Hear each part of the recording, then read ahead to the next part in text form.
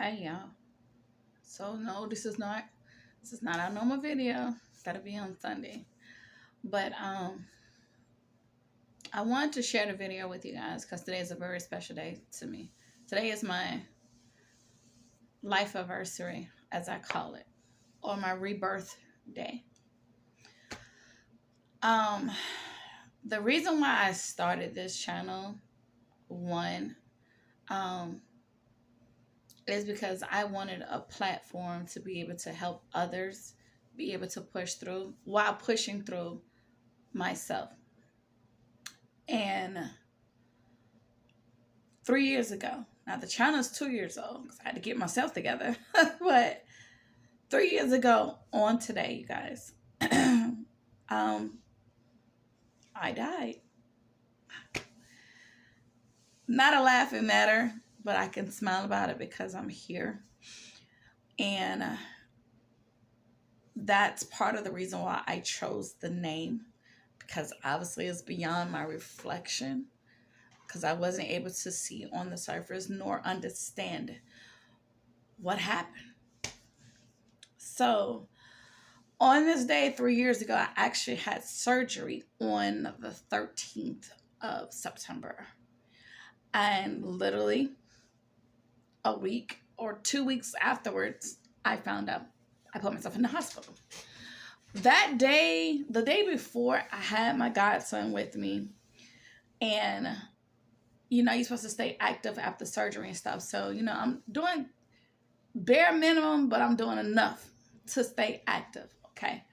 But on this particular morning, 3 years ago, I felt weird, heart racing, sweating like crazy, dizzy. Like I just felt wrong. So the first thing I did was picked up the recovery pamphlet from after the surgery to see if there were any signs or symptoms that I possibly was going through.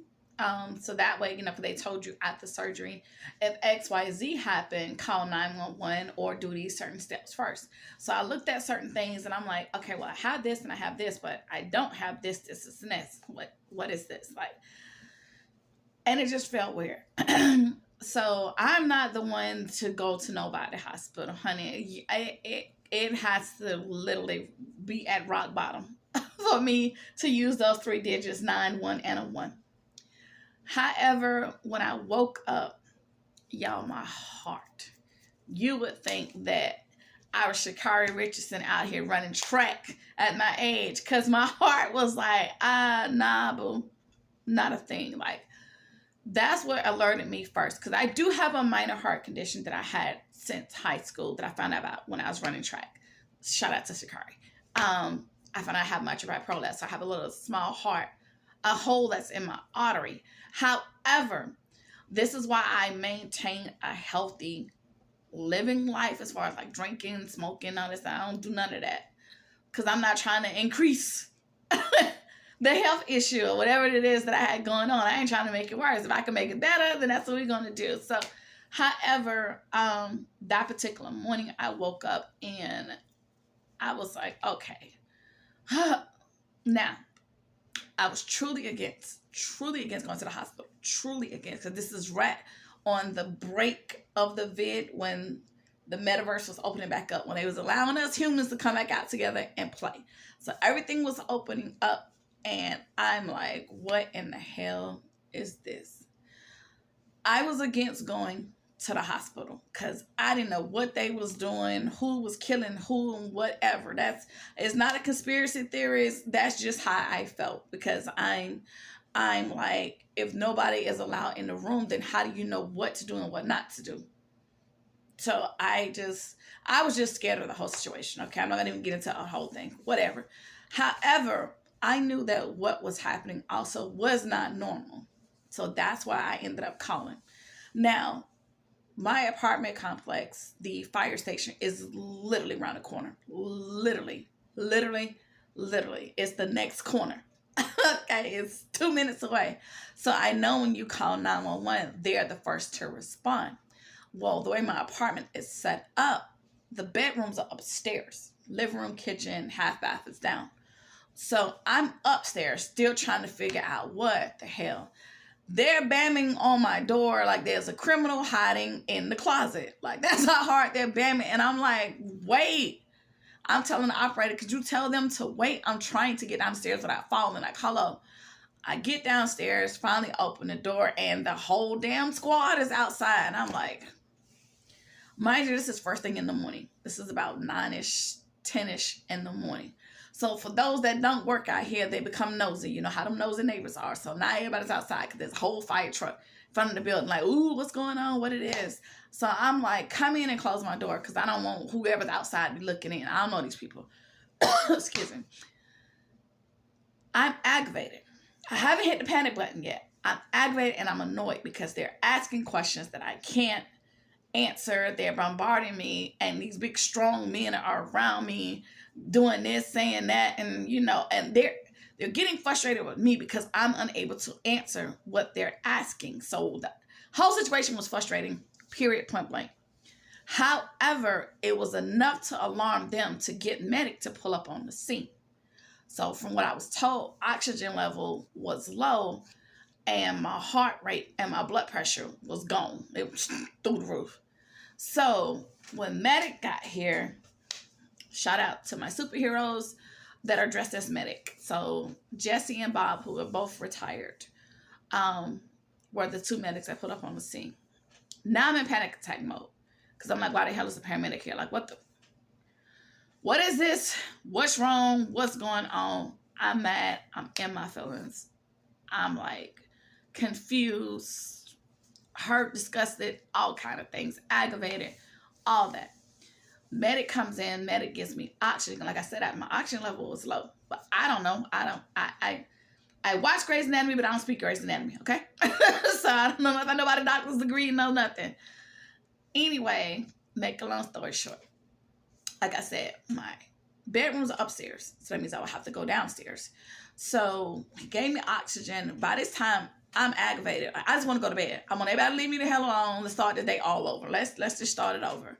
So when I told him, I was like, okay, I feel a little bit better. I just want to go lay down. And he looked at me like,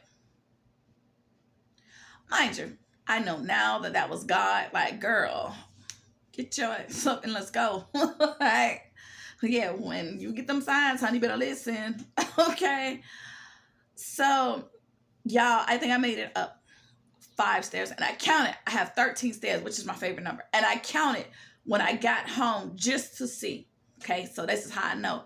I made it to step number 5, and I was going back. Thank God he was already there. And I was like, okay, something's wrong. He was like, yeah, can we go to the hospital now? Like, I'm like, still, I'm against it. I'm against it. Because this is the first time something major has happened. I was already mad that I had to have surgery by myself. That had already pissed me off, too, because I'm terrified. I've never had to do anything major. Definitely talking about surgery, but being somewhere of that magnitude and I'm by myself and I can't have nobody with me, that's a big no. Big ass no for me. So I'm sitting here and I'm like, okay, I got this. This is when I'm praying. This is when I put Serenity out there. Okay, I can't control this, but I'm good. Don't panic. Like, this is my head. So you know how I'm big on, speaking and embracing and believing and stuff. So this is why I'm big on that as far as the channel is concerned, because these are the things that I'm telling myself in order to calm myself down and to get myself together, because something major is happening. I just don't know what it is. So, of course, there's a time we still had to have masks on, but they did test me immediately. Thank God it wasn't that. Okay, cool. So they ain't got no reason to put nothing vid in my system or around me, period, point blank. So I'm adamant of not going to nobody's hospital. Mind you, they took me to the closest one, even though that's not my doctor. That's not my hospital. My primary care is Novant if you're here in the North Carolina area. So Novant is my primary. Atrium was the closest. So from my understanding, they had to take me to what was closest because, yeah, your girl was not going to make it. Okay?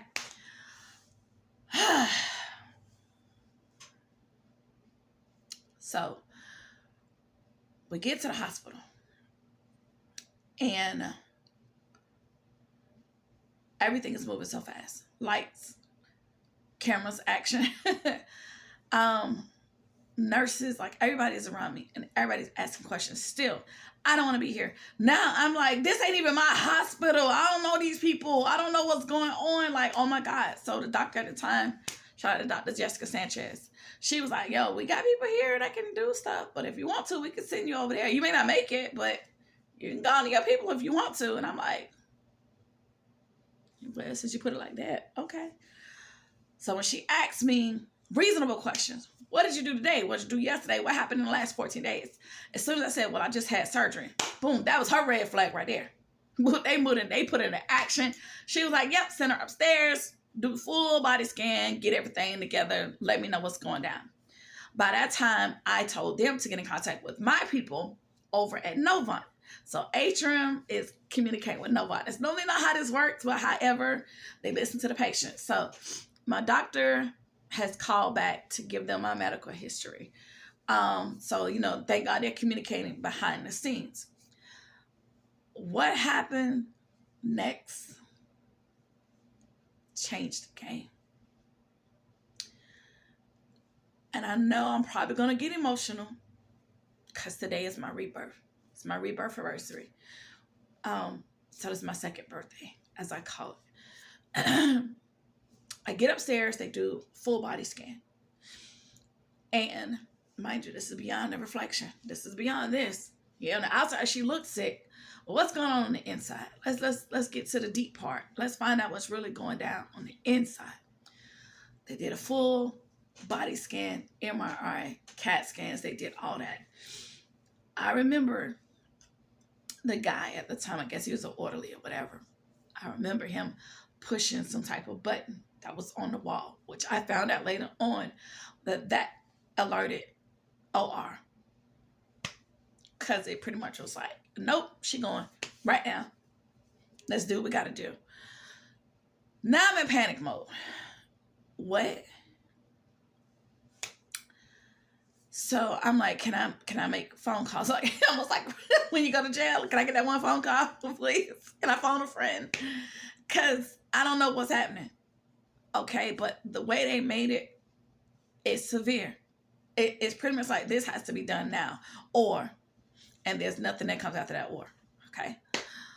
So I called my best friend. Shout out to JP. I called her and I was like, hey, here's the list of numbers, emergency contacts. Start calling and start praying. And I remember calling my dad. And I was like, hey, they said that it's bad, Dad. And my dad is so emotional. This is where I get it from. He's so emotional. He's like, what do you mean? What's going on? I said, well, Dad, they said a pulmonary embolism. And he's like, what is that? Oh my God, what is that? Okay, Daddy, I got blood clots in both of my lungs. If they do not operate, I got to go into the operating room. So, of course, my dad is crying. I'm crying. But I'm scared because I'm alone. Which is why I have this channel, because I tell you guys the toughest things that you go through, majority of them are going to be by yourself.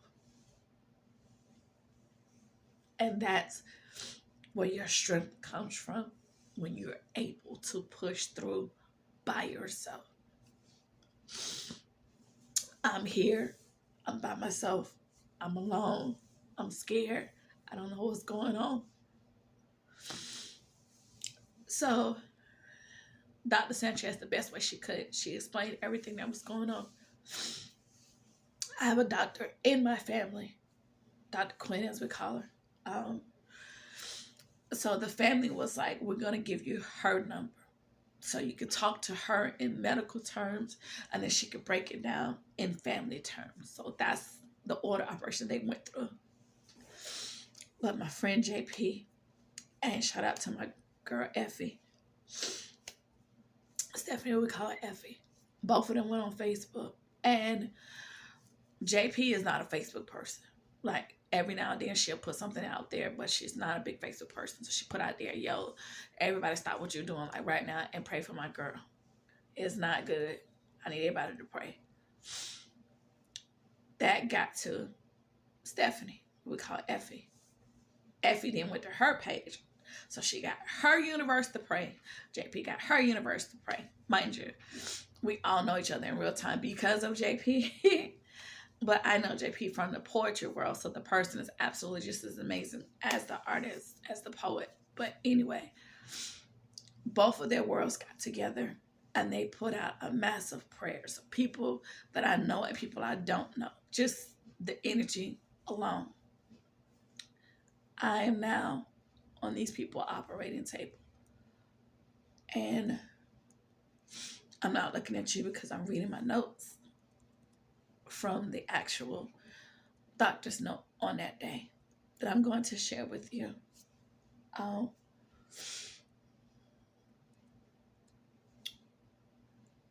Initially had difficulty gaining access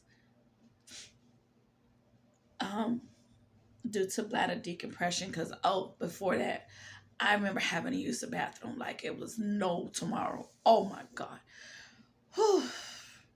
And I remember going to the bathroom, and when I came out, the room was moving. Like I was 2 seconds away, and I ended up collapsing. So a part of me could have sued the hospital, honestly, but I ain't worried about that.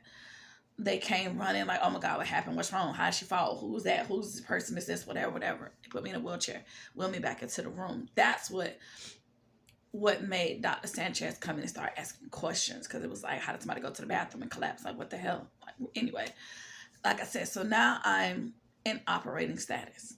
They really don't have time to explain what's happening, but they're telling me if this is not done, ma'am, yeah, you guys, we will not have this channel. You will not know who I am. I will not be here talking to you 3 years later. So, going back to the notes, I'm not going to read the whole thing. Most of it is medical. Like I said, I did not graduate from Grey's Anatomy Academy. However, I am an alumni by watching it. So when they talked about it, had difficulty going through my bladder because how much fluid I had. So they had to release that first. But this is the part that changed the game. And I'm wearing the shirt that I wore the day I left the hospital. It says The Chosen One, which is the purpose of my name.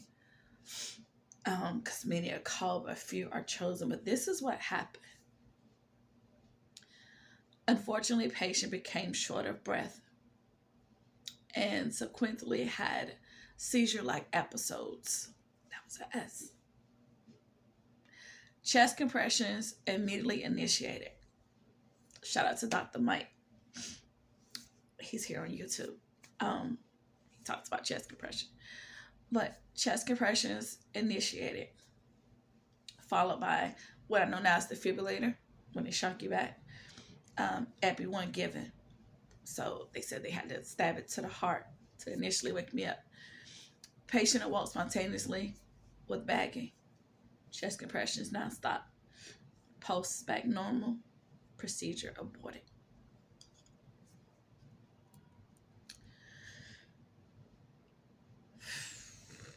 Unable to complete procedure.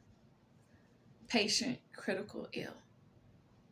And some other type medical words. So 3 days later, I woke up unaware of what was going on. I got the ventilator, breathing machine and stuff on me, and I'm like, what the world? If you look at my short, you'll see it. But I remember being in the hospital, and right above me, they would yell cold blue. And it'll say cold blue to whatever department that it goes to. And again, I'm a Grey's Anatomy alum. So I asked, I was like, cold blue means death, right? And my nurse, Cassie, at the time, she was like, yeah, we actually had to call that on you.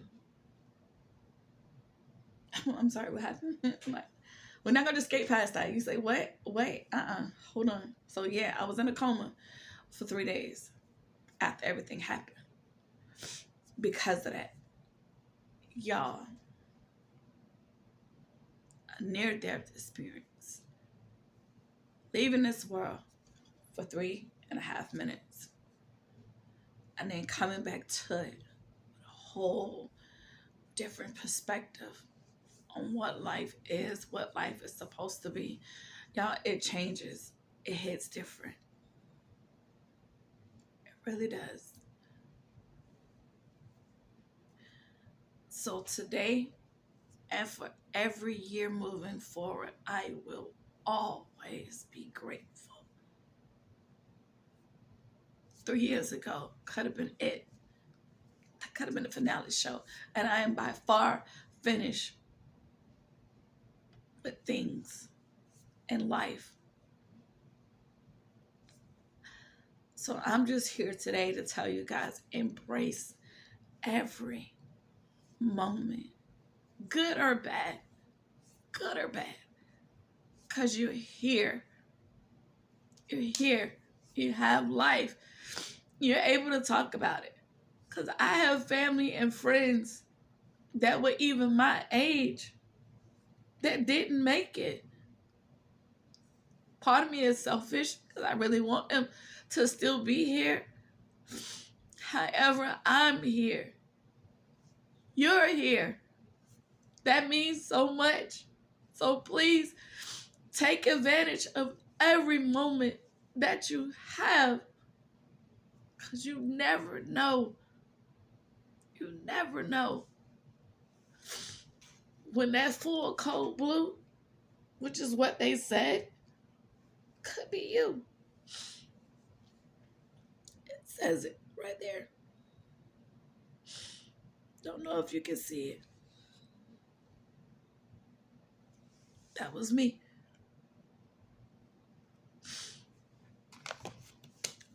Don't let that be you. Don't let people, places, things, circumstances stop you from living your blessed life. Even when it's hard, even when you don't want to, you have to keep fighting. Keep going. There is a purpose for your life. This is your story. I'm only sharing mine.